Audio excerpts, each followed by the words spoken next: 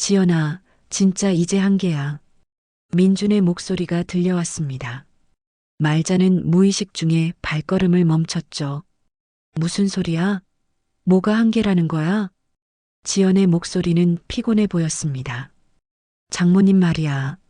솔직히 말해서 이제 나가셨으면 좋겠어. 진짜 답답해 죽겠다고. 그 순간 말자의 심장이 쿵 하고 떨어졌습니다. 다리에 힘이 빠져서 벽에 손을 짚어야 했죠. 민준이 자신에 대해 그런 생각을 하고 있었다니요. 그렇게 말하지 마. 우리 엄마가 뭘 잘못했다고 그래. 지연이가 반박했지만 목소리에는 힘이 없었습니다. 잘못했다는 게 아니야. 그냥 우리만의 공간이 없잖아. 아침부터 저녁까지 장모님이 집에 계시니까 우리가 언제 편하게 지내? 신혼도 아니고. 그래도 내 엄마인데. 이제부터 엄마인 말자, 딸인 지연, 사위인 민준에게 일어났던 일을 알아볼까 합니다.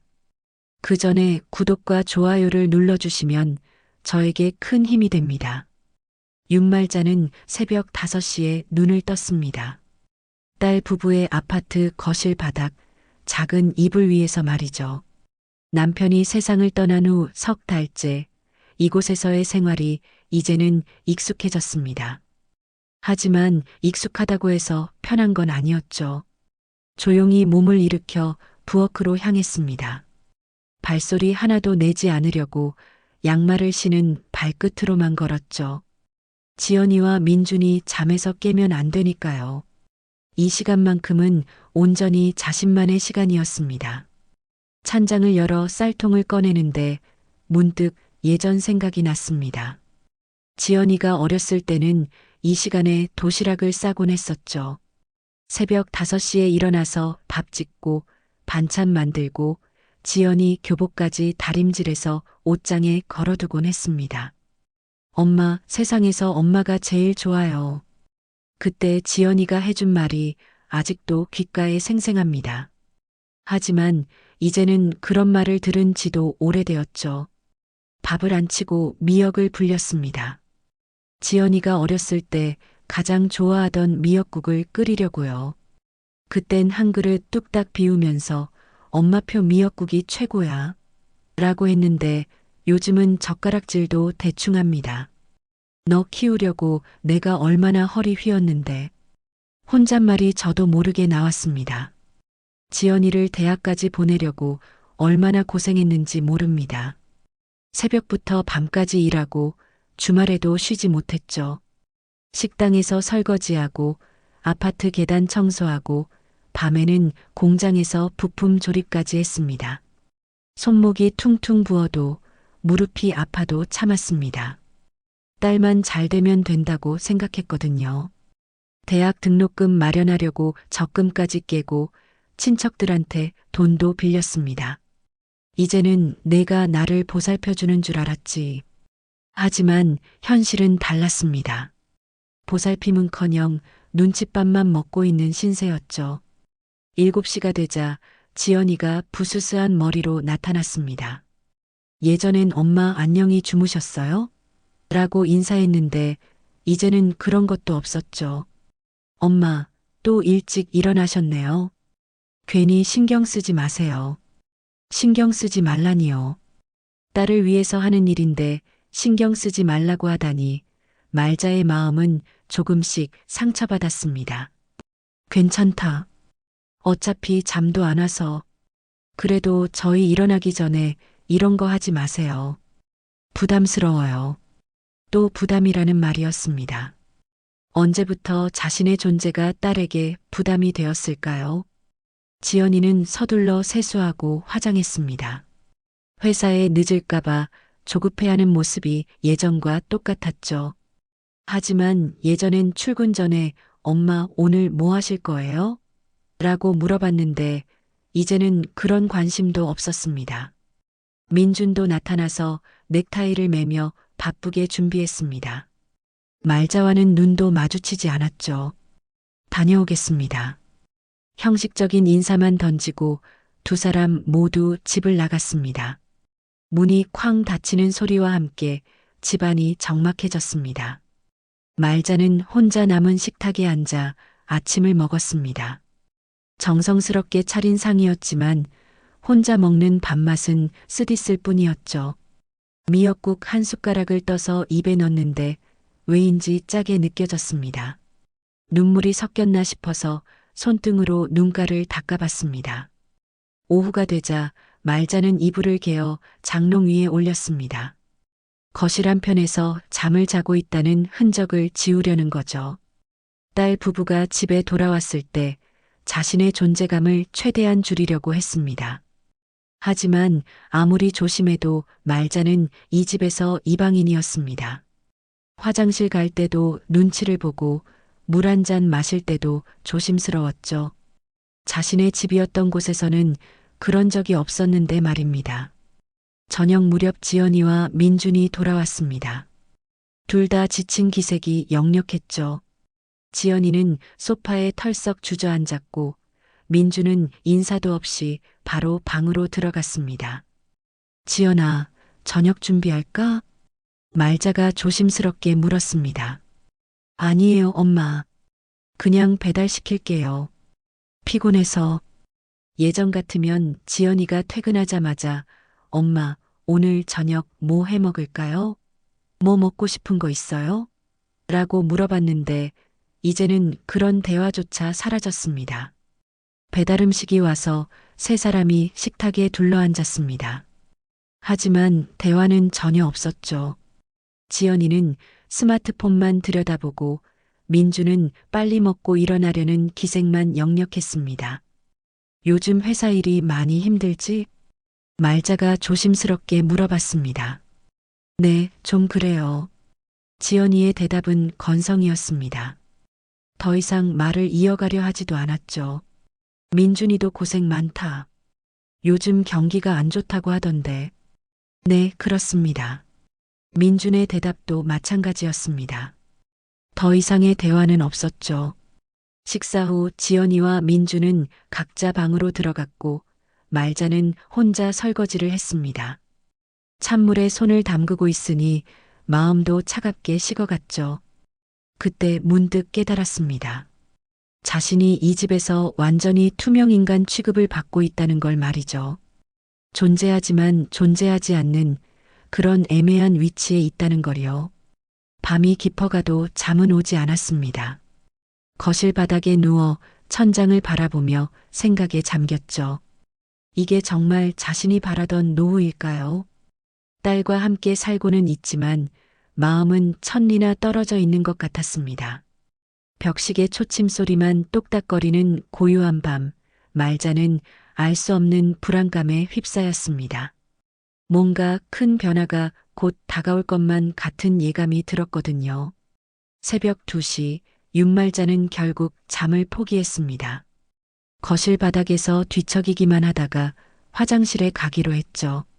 나이가 들면서 밤잠이 부쩍 줄어들었는데 오늘은 유독 더 심했습니다. 복도를 조용히 걸어가는데 지연이 방에서 불빛이 새어나오고 있었습니다. 문이 살짝 열려 있었죠. 아직 안 잤나 보다 싶어서 그냥 지나가려던 순간이었습니다. 지연아, 진짜 이제 한계야. 민준의 목소리가 들려왔습니다. 말자는 무의식 중에 발걸음을 멈췄죠. 무슨 소리야? 뭐가 한계라는 거야? 지연의 목소리는 피곤해 보였습니다. 장모님 말이야. 솔직히 말해서 이제 나가셨으면 좋겠어. 진짜 답답해 죽겠다고. 그 순간 말자의 심장이 쿵 하고 떨어졌습니다. 다리에 힘이 빠져서 벽에 손을 짚어야 했죠.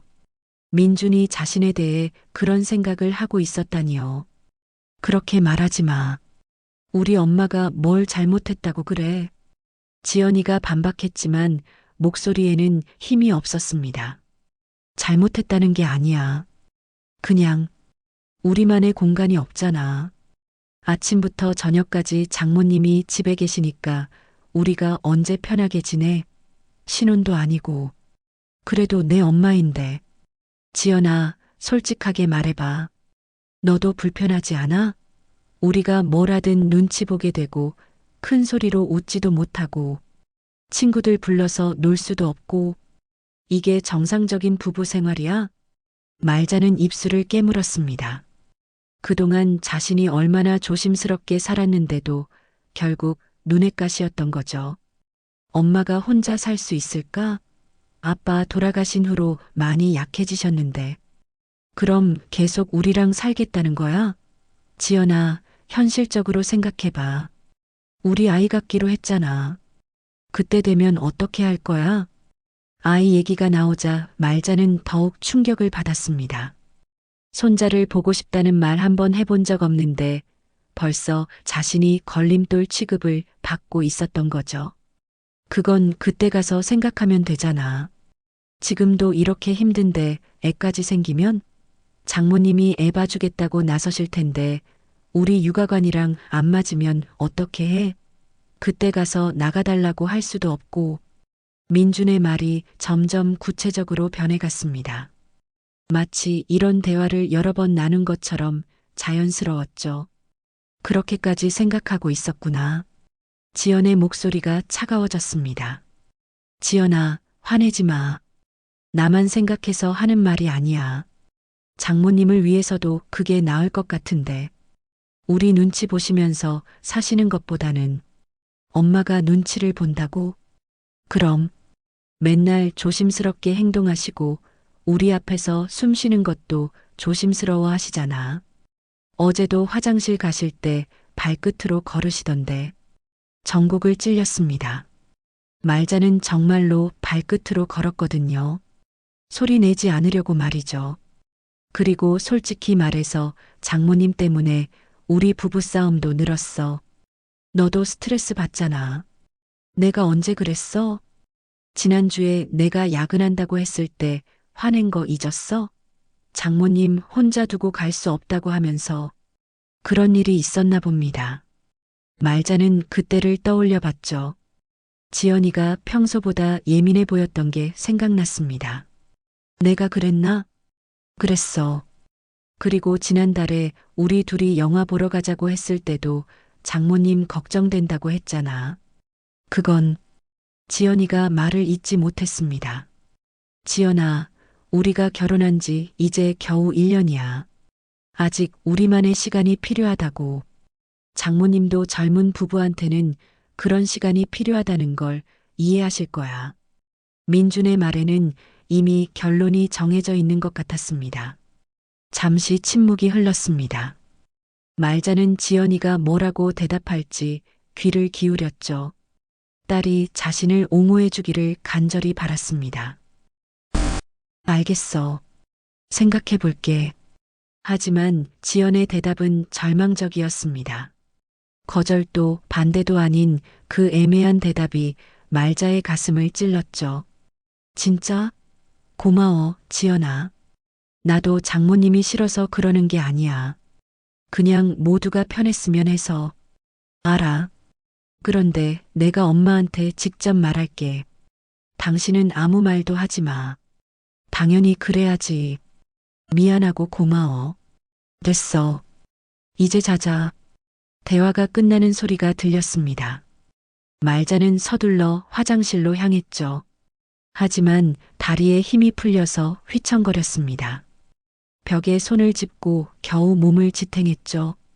화장실 거울에 비친 자신의 얼굴은 처참했습니다. 창백하고 충혈된 눈, 한순간에 10년은 늙은 것 같았죠. 불편하다고, 나가달라고. 민준의 말이 머릿속에서 맴돌았습니다. 그동안 최대한 조용히, 최대한 눈에 띄지 않게 살려고 노력했는데도 결국 짐이 되고 있었던 거죠. 무엇보다 지연의 침묵이 가장 아팠습니다.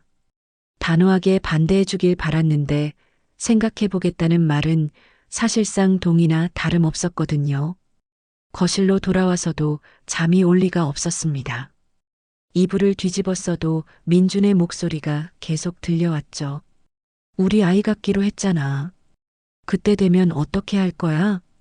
손자 얼굴도 한번 보지 못하고 쫓겨나는 건가요? 평생 딸을 위해 살아온 자신이 이제는 딸의 앞길을 막는 걸림돌이 되어버린 거죠. 새벽 4시가 되어서야 말자는 마음을 정했습니다. 더 이상 이런 식으로는 살 수 없었습니다. 자존심도 체면도 이미 바닥에 떨어진 마당에 뭘 더 잃을 게 있겠어요.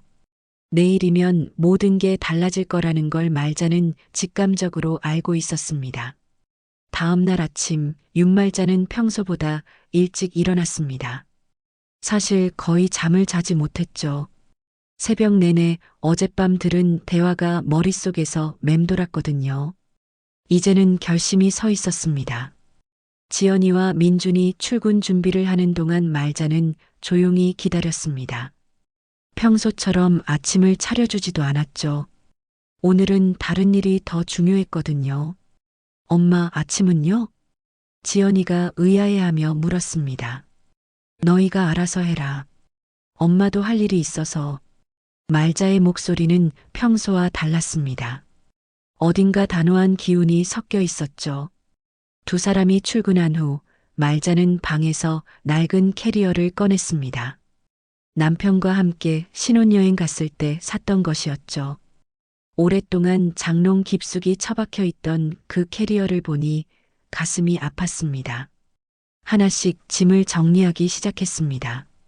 옷가지들, 화장품, 약봉지들. 생각보다 가져갈 게 많지 않았어요. 대부분 생활용품은 지연이네 것이었거든요. 짐을 싸면서 말자는 여러 가지 생각이 들었습니다. 정말 이게 맞는 걸까요? 하지만 어젯밤 들은 대화를 떠올리니 다른 선택지는 없어 보였습니다. 오후 5시쯤 지연이가 먼저 퇴근했습니다. 평소보다 일찍 온 거죠. 혹시 어젯밤 일 때문에 일찍 온 건가 싶었습니다. 엄마, 집에 계셨네요. 지연이의 목소리는 어색했습니다. 어젯밤 대화를 어떻게 꺼내야 할지 고민하고 있는 것 같았죠. 응, 집에 있었다. 말자는 담담하게 대답했습니다. 6시가 되자 민준도 돌아왔습니다. 평소보다 표정이 밝아 보였어요. 아마 지연이랑 얘기가 잘 될 거라고 생각하고 있는 것 같았죠. 저녁 시간이 되었지만 아무도 식사 준비를 하지 않았습니다. 말자는 평소처럼 움직이지 않았고 지연이는 뭔가 말하려다가 망설이고 있었죠. 뭐 좀 시켜 먹을까요? 민준이 먼저 입을 열었습니다. 그래, 그렇게 하자. 지연이가 동의했습니다. 배달 음식이 와서 세 사람이 식탁에 앉았습니다. 하지만 분위기는 평소보다도 더 어색했죠. 지연이는 계속 말자의 눈치를 보고 있었고 민주는 아무 일 없다는 듯이 밥을 먹고 있었습니다. 식사를 마치고 설거지를 하려던 말자에게 지연이가 다가왔습니다. 엄마, 설거지는 제가 할게요. 엄마는 좀 쉬세요. 괜찮다. 내가 할게. 아니에요. 제가 할게요. 지연이가 고집을 부렸습니다. 뭔가 말하고 싶어 하는 기색이 역력했죠. 설거지를 마친 후 지연이가 말자 옆에 앉았습니다. 민주는 이미 방으로 들어간 상태였죠. 엄마. 지연이가 조심스럽게 입을 열었습니다. 무슨 말인지 안다. 말자가 먼저 말했습니다. 네. 지연이가 당황했습니다. 어젯밤에 다 들었다. 너희 방에서 나눈 대화 말이야. 지연이의 얼굴이 하얗게 변했습니다. 엄마, 그게 변명하지 마라. 민준이 말이 틀린 건 아니잖아. 말자의 목소리는 의외로 차분했습니다. 엄마, 죄송해요. 저희가 미안해할 필요 없어. 나도 생각해봤는데 정말 그런 것 같더라. 지연이는 말을 잇지 못했습니다. 너도 불편했지? 남편이랑 둘만의 시간도 없고 친구들도 못 부르고 나 때문에 스트레스 받은 거 맞지? 그런 게 아니라 솔직하게 말해. 엄마가 여기 있으면 불편해? 지연이는 한참 동안 입을 열지 못했습니다. 그 침묵이 답이었죠. 조금은요. 결국 지연이가 작은 소리로 인정했습니다. 그래, 알겠다. 말자는 고개를 끄덕였습니다. 엄마, 그렇다고 해서 나가시라는 건 아니에요.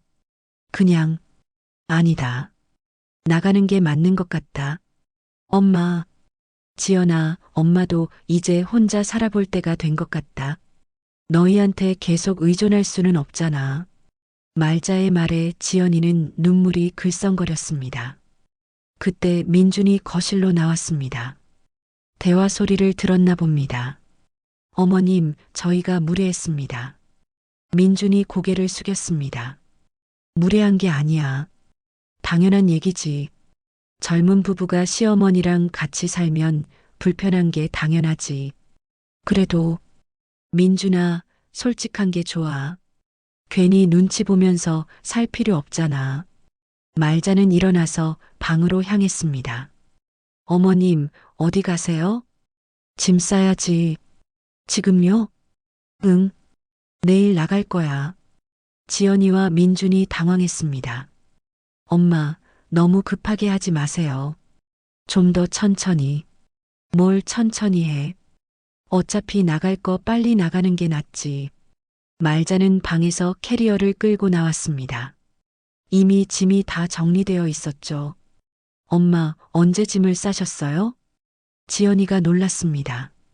오늘 오후에 너희 출근하고 나서 어디로 가실 건데요?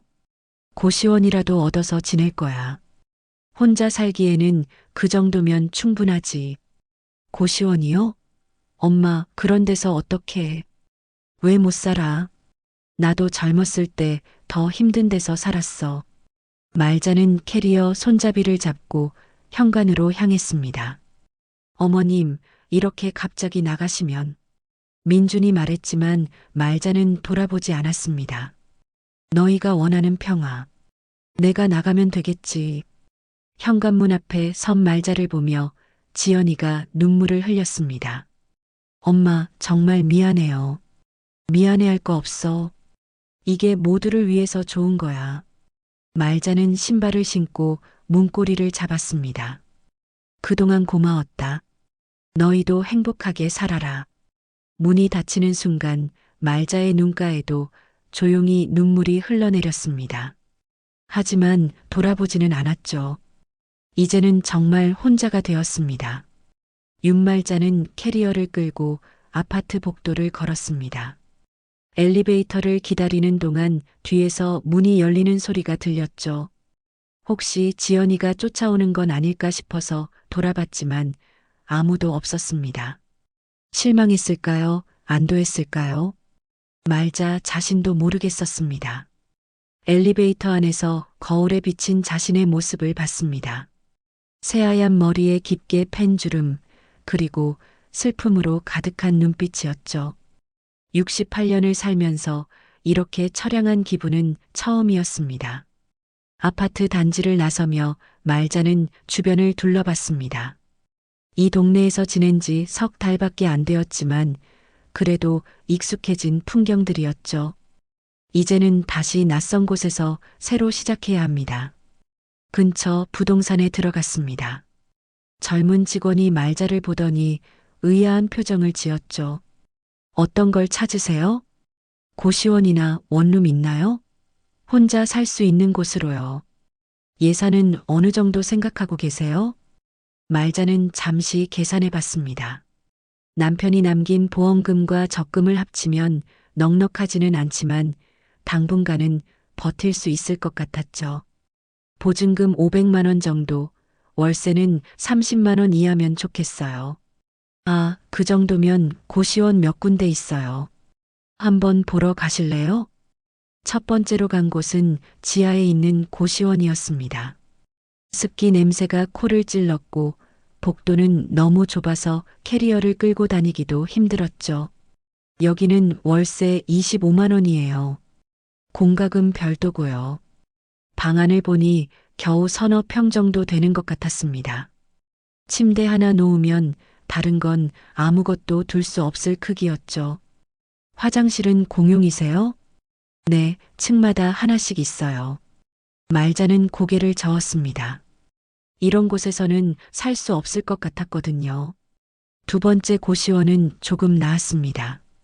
지상 2층에 있었고 방도 첫 번째보다는 넓었죠. 하지만 벽이 너무 얇아서 옆방 소리가 다 들렸습니다. 여기는 월세 30만 원이에요. 관리비 포함이고요. 화장실은요? 각 방마다 있어요. 작지만요. 말자는 잠시 고민했습니다. 조건은 나쁘지 않았지만 뭔가 마음에 와닿지 않았죠. 세 번째로 간 곳에서 말자는 발걸음을 멈췄습니다. 작지만 깔끔해 보이는 고시원이었거든요. 관리하는 아주머니도 친절해 보였죠. 몇 호실 보실 거예요? 제일 조용한 곳으로 부탁드려요. 그럼 3층 끝방이 좋을 것 같네요. 한번 보러 가실까요? 계단을 올라가며 말자는 주변을 살펴봤습니다. 복도도 넓고 깨끗했고 다른 고시원들보다는 훨씬 나아 보였죠. 여기에요. 방 안에 들어서니 작지만 아늑했습니다. 작은 창문으로 햇빛도 잘 들어왔고 무엇보다 조용했죠. 월세는 얼마예요? 35만 원이에요. 관리비, 인터넷, 전기료 다 포함이고요. 예산을 조금 초과했지만 말자는 마음에 들었습니다. 화장실하고 간이 부엌도 있나요? 네, 다 있어요. 작지만 혼자 지내시기에는 충분할 거예요. 말자는 결정했습니다. 여기로 하겠습니다. 계약을 마치고 열쇠를 받았습니다. 보증금 500만 원에 첫 달 월세까지 내고 나니 통장 잔고가 많이 줄었지만 어쩔 수 없었죠.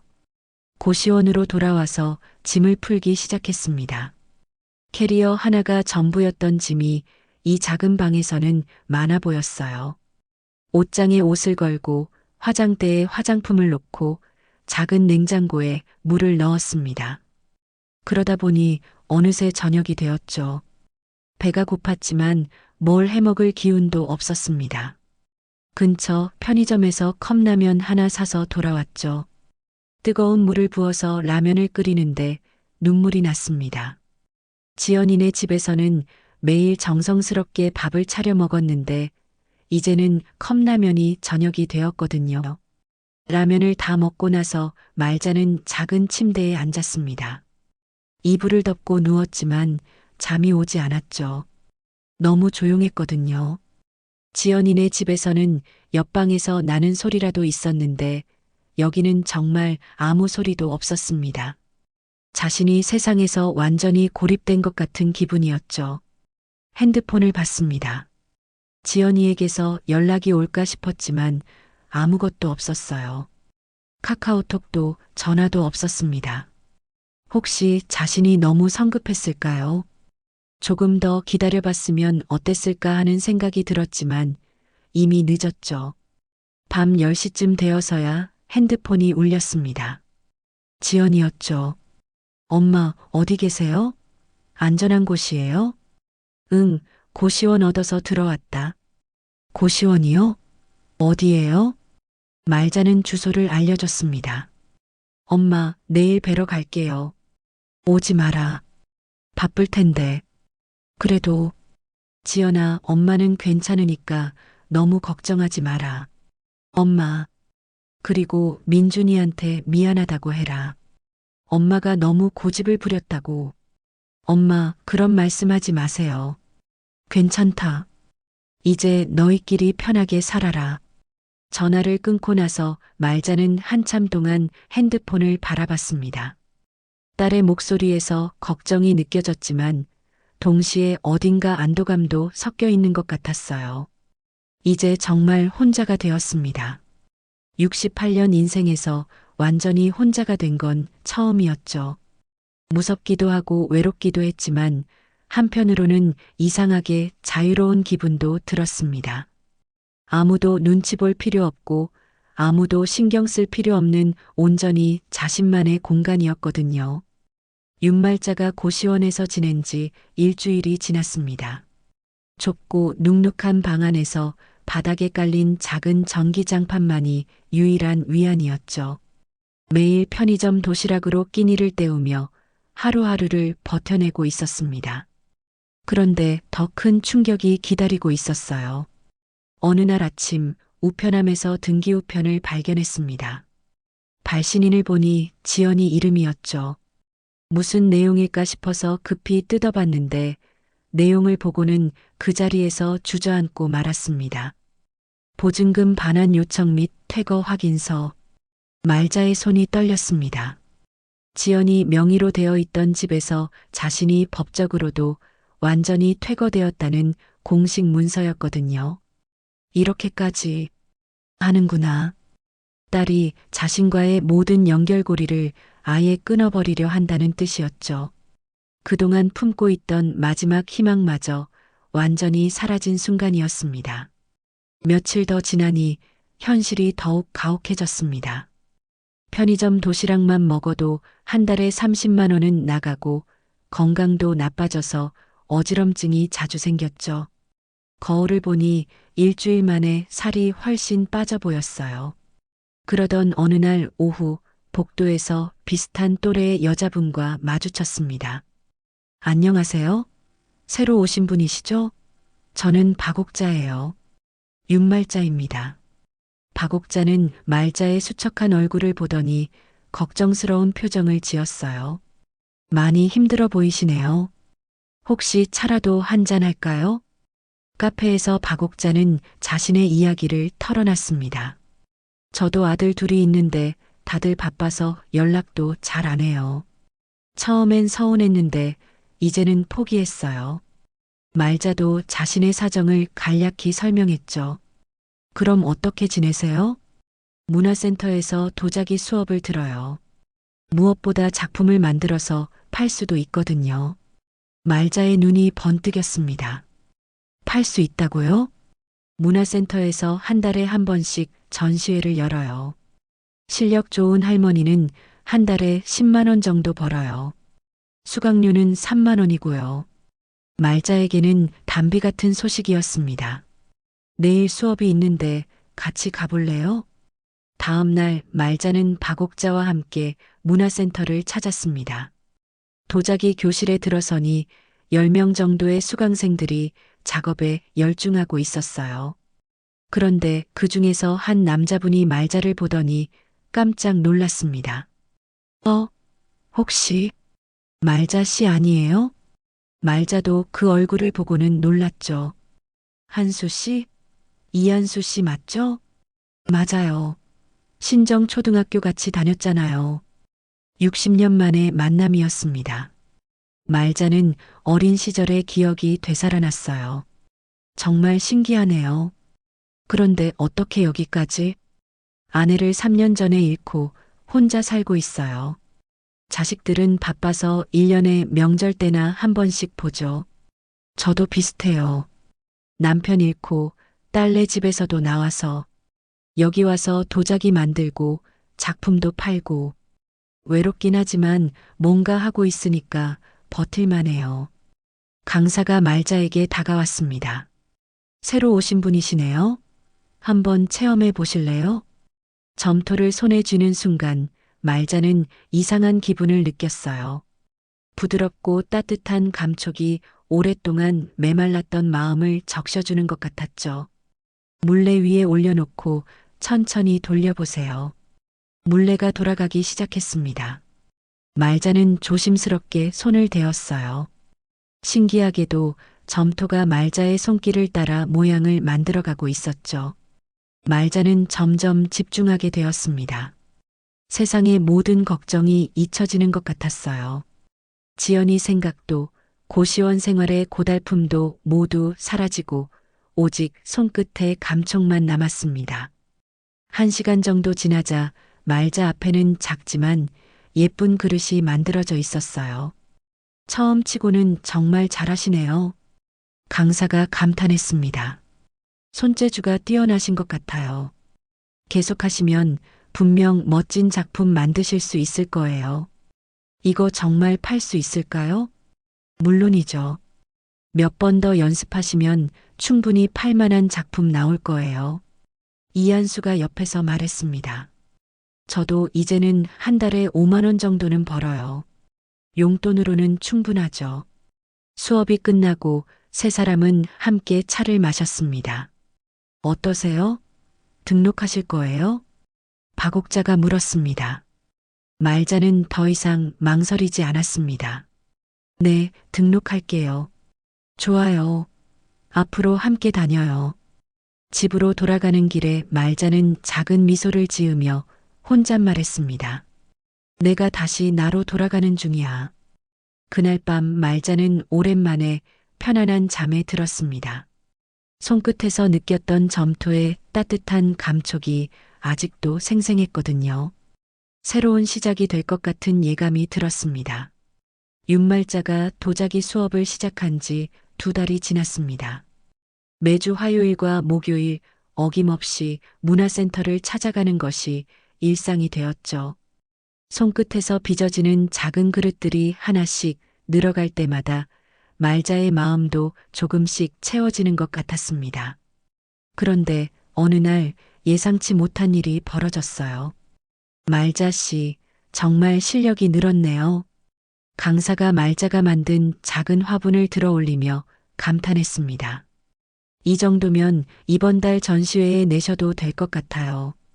말자는 깜짝 놀랐습니다. 아직 자신의 작품이 전시회에 나갈 만큼 좋은지 확신이 서지 않았거든요. 정말요? 제가 만든 게 팔릴까요? 물론이죠. 이 화분 같은 경우는 2만 원 정도는 받을 수 있을 거예요. 이한수가 옆에서 말했습니다. 말자 씨 작품은 정말 특별해요. 뭔가 따뜻한 느낌이 있어요. 박옥자도 동의했죠. 그래요. 다른 사람들 작품보다 뭔가 정성이 느껴져요. 말자는 얼굴이 빨갛게 달아올랐습니다. 오랜만에 듣는 칭찬이었거든요. 전시회가 열리는 날 말자는 떨리는 마음으로 문화센터를 찾았습니다. 로비에는 수강생들의 작품이 예쁘게 진열되어 있었어요. 그 중에서 말자의 작품도 몇 점이 보였죠. 어머, 이 화분 정말 예쁘네요. 한 중년 여성이 말자의 작품 앞에서 감탄했습니다. 얼마예요? 2만 원입니다. 그럼 이거 사갈게요. 정말 마음에 들어요. 말자는 믿을 수 없었습니다. 자신이 만든 작품이 정말 팔린 거였어요. 첫 번째 판매였죠. 축하해요, 말자 씨. 이한수가 웃으며 축하해줬습니다. 첫 작품이 팔리는 기분이 어때요? 정말 꿈만 같아요. 말자의 눈가에 눈물이 글썽거렸습니다. 오랜만에 느끼는 성취감이었거든요. 그날 말자는 총 3점의 작품을 팔았습니다. 화분 2개와 작은 접시 하나였죠. 받은 돈은 5만 원이었습니다. 이제 정말 작가가 되신 거네요. 박옥자가 말했습니다. 작가라니요. 그냥 취미로 하는 거죠. 아니에요. 돈을 받고 작품을 파는 순간부터 작가예요. 집으로 돌아가는 길에 말자는 지갑 속 5만 원을 계속 만져봤습니다. 오랜만에 자신의 손으로 번 돈이었거든요. 그 돈이 얼마나 소중한지 모를 정도였어요. 고시원에 도착해서 말자는 작은 거울 앞에 섰습니다. 2달 전보다 훨씬 생기가 돌아 보였어요. 눈빛도 살아났고 표정도 밝아졌죠. 내가 이렇게 변할 수 있구나. 그때 핸드폰이 울렸습니다. 모르는 번호였어요. 여보세요? 어머니? 지연이의 목소리였습니다. 말자는 깜짝 놀랐죠. 2달 만에 듣는 딸의 목소리였거든요. 지연아? 네, 엄마. 어떻게 지내세요? 목소리가 어딘가 어색했습니다. 그냥 잘 지내고 있다. 고시원 생활은 어때요? 불편하지 않으세요? 괜찮다. 적응했어. 잠시 침묵이 흘렀습니다. 엄마, 사실은 제가 회사에서 구조조정을 당했어요. 말자는 놀랐습니다. 뭐라고? 지난주에 통보받았어요. 이제 일자리를 찾아야 해요. 그럼 민준이는? 민준이도. 사실 우리 이혼하기로 했어요. 말자는 말을 잇지 못했습니다. 왜 갑자기? 여러 가지 이유가 있어요. 가치관 차이도 있고, 엄마 일로도 많이 싸웠고요. 엄마 일로? 민준이는 엄마를 내보낸 걸 당연하다고 생각하는데 저는 시간이 지날수록 죄책감이 들더라고요. 말자의 가슴이 복잡해졌습니다. 그래서 혹시 엄마가 괜찮으시다면 다시 같이 살 수 있을까요? 예상치 못한 제안이었습니다. 2달 전 같았으면 당장 달려갔을 텐데 지금의 말자는 달랐어요. 지연아, 엄마 정말 미안해요. 그때 제가 너무했어요. 엄마를 혼자 내보내다니. 지연이의 목소리가 떨리고 있었습니다. 미안하다고 해서 다 해결되는 건 아니야. 말자의 목소리는 차분했습니다. 엄마, 그날 내가 날 외면했던 순간 난 너를 딸로 여기지 않기로 했다. 엄마, 그런 말씀하지 마세요. 하지만 이제는 다르다. 나도 많이 변했어. 어떻게 변하셨는데요? 나만의 생활이 생겼어. 도자기도 만들고 작품도 팔고 나름대로 재미있게 살고 있다. 지연이는 당황한 것 같았습니다. 그럼 저랑은 다시 같이 살 생각이 없으세요? 말자는 잠시 생각해 봤습니다. 이젠 내가 필요하지 않아. 하지만 내가 나를 필요로 한다면 손은 내밀 수 있어. 무슨 뜻이에요? 진짜 뉘우치고 있다면, 진짜 엄마가 필요하다면 내가 와야지. 내가 갈 이유는 없어. 전화 너머로 지연이의 흐느끼는 소리가 들렸습니다. 엄마, 지연아, 엄마는 이제 혼자서도 잘 살 수 있어. 하지만 내가 정말 필요하다면 언제든 와도 돼. 정말요? 응. 하지만 예전처럼은 안 돼. 이제는 서로 독립적인 관계가 되어야 해. 전화를 끊고 말자는 창밖을 바라봤습니다. 어느새 해가 지고 있었어요. 2달 전의 자신과는 완전히 다른 사람이 된 것 같았죠. 예전 같으면 딸의 전화 한 통에 모든 걸 포기하고 달려갔을 텐데, 이제는 자신만의 기준이 생겼습니다. 말자는 책상 위에 놓인 자신의 작품 사진을 바라봤습니다. 작지만 예쁜 화분들이었어요. 자신의 손으로 만든 자신만의 작품들이었죠. 내가 다시 나로 돌아왔구나. 그날 밤 말자는 마음이 편안했습니다. 딸과의 관계도 새롭게 시작할 수 있을 것 같았거든요. 이번에는 서로를 존중하는 관계로 말이죠. 지연이와의 전화가 있은 지 일주일이 지났습니다. 윤말자는 평소처럼 도자기 수업에 나갔죠. 오늘은 새로운 작품에 도전해 보려고 했습니다. 좀 더 큰 화분을 만들어 보고 싶었거든요. 말자 씨, 요즘 정말 실력이 늘었어요. 이한수가 말자의 작업을 보며 감탄했습니다. 뭔가 마음이 편해 보여요. 작품에도 그게 드러나고 있고요. 정말요? 네, 예전보다 훨씬 자연스러워졌어요. 말자는 미소를 지었습니다. 정말로 마음이 편해진 것 같았거든요. 그런데 수업이 끝날 무렵 문화센터 로비에서 익숙한 뒷모습을 발견했습니다. 지연이었어요. 말자는 깜짝 놀랐죠. 엄마. 지연이는 말자를 보자마자 달려왔습니다. 얼굴이 많이 야위어 보였어요. 지연아, 여기 어떻게 왔니? 엄마 찾아뵈려고 왔어요. 고시원에 갔는데 안 계셔서 물어보니까 여기 계신다고 하더라고요. 지연이의 목소리는 떨리고 있었습니다. 무슨 일이야? 엄마, 정말 미안해요. 지연이는 그 자리에서 무릎을 꿇었습니다. 로비에 있던 사람들이 모두 쳐다봤죠. 지연아, 일어나. 안 일어날 거예요. 엄마가 용서해 주실 때까지. 말자는 당황했습니다. 이런 모습의 딸은 처음 봤거든요. 사람들이 다 보잖아. 일어나라. 엄마, 저 정말 후회해요. 그때 너무 겁났어요. 민준이가 무서워서. 그래서 엄마를 지키지 못했어요. 지연이는 눈물을 흘리며 말했습니다. 정말 미안해요. 엄마를 혼자 내보내다니. 제가 어떻게 그럴 수 있었는지. 말자는 지연이를 일으켜 세우고 조용한 곳으로 데려갔습니다. 진정해. 그리고 천천히 말해봐. 엄마, 저 이혼했어요. 어제 조정 끝났어요. 그래. 그리고 회사에서도 잘렸고, 이제 정말 혼자예요. 지연이의 목소리는 절망적이었습니다. 갈 곳도 없고 의지할 사람도 없어요. 친구들한테는 부끄러워서 말도 못하겠고, 그래서 엄마한테 온 거야? 아니에요. 도움 받으려고 온 게 아니라, 정말 사과하려고 왔어요. 지연이는 가방에서 봉투 하나를 꺼냈습니다. 이거, 그때 엄마 통장에서 빼간 돈이에요. 집 보증금 때문에 썼는데, 다시 모았어요. 말자는 놀랐습니다. 언제 이걸 모았니?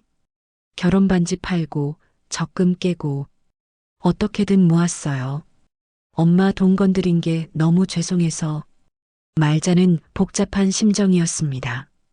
딸이 이렇게까지 할 줄 몰랐거든요. 지연아, 엄마, 저 이제 어떻게 해야 할지 모르겠어요. 정말 막막해요.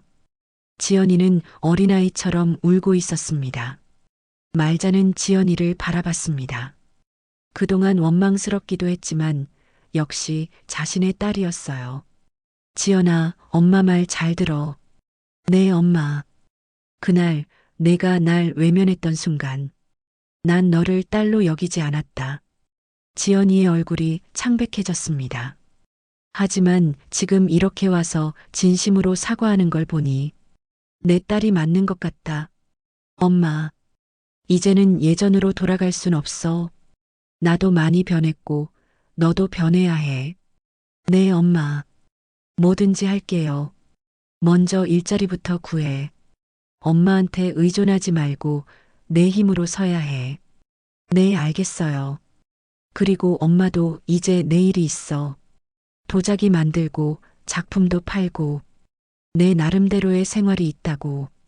지연이는 고개를 끄덕였습니다. 존중해 줄 수 있어? 물론이에요, 엄마. 제가 너무 철없었어요. 말자는 잠시 생각해 봤습니다. 그럼 일단 고시원에 와. 하지만 조건이 있어. 무슨 조건이요? 첫째, 일자리 구할 때까지만이야. 둘째, 엄마 일정에 간섭하지 마. 셋째, 서로 독립적으로 살기. 네, 다 지킬게요. 그리고 마지막으로, 다시는 엄마를 외면하지 마라. 지연이는 눈물을 닦으며 대답했습니다. 네, 엄마. 절대 그런 일 없을 거예요. 그날 저녁 좁은 고시원 방에 모녀가 함께 앉아 있었습니다. 어색하긴 했지만 예전과는 다른 분위기였어요. 엄마, 정말 여기서 지내세요? 응. 생각보다 괜찮아. 불편하지 않아요? 처음엔 그랬는데 이제 익숙해졌어. 무엇보다 자유로워. 지연이는 말자가 만든 도자기 작품들을 보며 감탄했습니다. 엄마가 이런 걸 만드실 줄 몰랐어요. 정말 예뻐요. 이거 팔아서 용돈도 벌어. 정말요? 대단하시다. 내 나이에 엄마가 대단하다니 창피하지 않니? 아니에요. 정말 존경스러워요. 말자는 딸의 말에 기분이 좋아졌습니다. 지연아, 이제 우리 새로 시작하자. 네, 엄마. 하지만 이번에는 서로를 존중하면서. 네, 엄마. 정말 감사해요. 그날 밤 말자는 딸과 함께 잠들었습니다. 좁은 공간이었지만 마음은 따뜻했어요. 이번에는 정말 새로운 시작이 될 것 같았습니다. 지연이도 잠들기 전에 작은 목소리로 말했습니다. 엄마, 사랑해요. 말자는 미소를 지으며 대답했습니다. 엄마도 사랑한다. 하지만 이제는 예전과 다른 사랑이었습니다. 서로를 인정하고 존중하는 성숙한 사랑이었죠. 지연이가 고시원에 온 지 한 달이 지났습니다. 처음엔 어색했지만 이제는 나름대로 리듬이 생겼어요. 지연이는 매일 일자리를 찾아다녔고 윤말자는 변함없이 도자기 수업에 다녔습니다. 어느 날 아침 지연이가 기쁜 얼굴로 돌아왔습니다. 엄마, 일자리 구했어요. 정말이야? 네, 작은 회사지만 마케팅 일을 하게 됐어요. 다음 주부터 출근해요. 말자는 기뻤습니다. 딸이 자립할 수 있게 된 거였거든요. 축하한다, 지연아. 엄마 덕분이에요. 엄마가 용기를 주셨거든요. 무슨 소리야? 내가 노력한 거지. 아니에요. 엄마가 혼자서도 당당하게 사시는 모습을 보고 저도 할 수 있다고 생각했어요. 말자는 뿌듯했습니다. 그날 저녁 모녀는 오랜만에 밖에서 식사를 했습니다. 지연이가 취직 축하라며 작은 식당에 데려간 거였죠. 엄마, 그동안 정말 고생 많으셨어요. 고생이 아니야. 나도 많이 배웠어. 뭘 배우셨어요? 혼자서도 살 수 있다는 걸. 그리고 내가 누군지도 다시 알게 됐고, 지연이는 말자를 바라봤습니다. 몇 달 전과는 완전히 다른 사람 같았어요. 더 당당하고 더 자신감 있어 보였죠. 엄마, 이제 제가 작은 원룸이라도 구할게요. 엄마도 더 좋은 곳으로 이사하시고요. 나는 여기가 좋아. 이한수 씨도 있고, 박옥자 씨도 있고, 이제 정이 들었어. 정말요? 응. 그리고 문화센터도 가깝고, 지연이는 고개를 끄덕였습니다. 대신 지연아, 너는 내 집을 마련해라. 이제 독립할 때가 됐어. 네, 엄마. 열심히 일해서 꼭 그럴게요. 그래, 그게 맞다. 며칠 후 문화센터에서 작은 일이 일어났습니다. 말자의 작품이 지역신문에 소개된 거였어요. 말자 씨, 축하해요. 박옥자가 신문을 들고 뛰어왔습니다. 뭐요? 여기 보세요. 말자 씨 작품이 나왔어요. 신문에는 혼자서도 꿋꿋하게 60대 도자기 작가의 새로운 시작이라는 제목으로 말자의 이야기가 실려 있었습니다. 어머, 이게 뭐예요? 기자가 며칠 전에 와서 인터뷰했잖아요. 그때 한 얘기가 기사로 나온 거예요. 말자는 믿을 수 없었습니다. 자신이 신문에 나다니요. 정말 멋져요, 말자 씨. 이한수도 와서 축하해줬습니다. 이제 진짜 유명해지시겠어요. 그날 저녁 말자는 지연이에게 신문을 보여줬습니다. 엄마, 대단하세요. 정말 자랑스러워요. 기분이 좀 이상해. 이런 일이 나한테 일어날 줄 몰랐어. 당연히 일어날 일이에요.